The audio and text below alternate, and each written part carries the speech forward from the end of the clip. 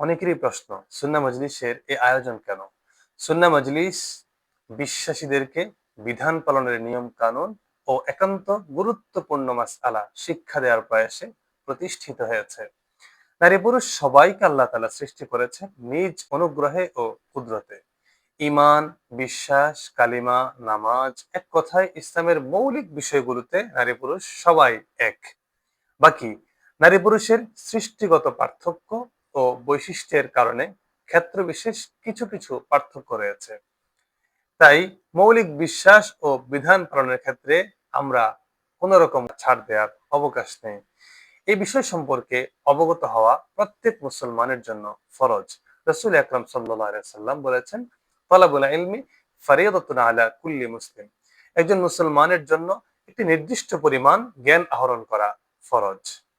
নামাজ আপনার জন্য ফরজ, নামাজের পদ্ধতি জানাও আপনার জন্য ফরজ।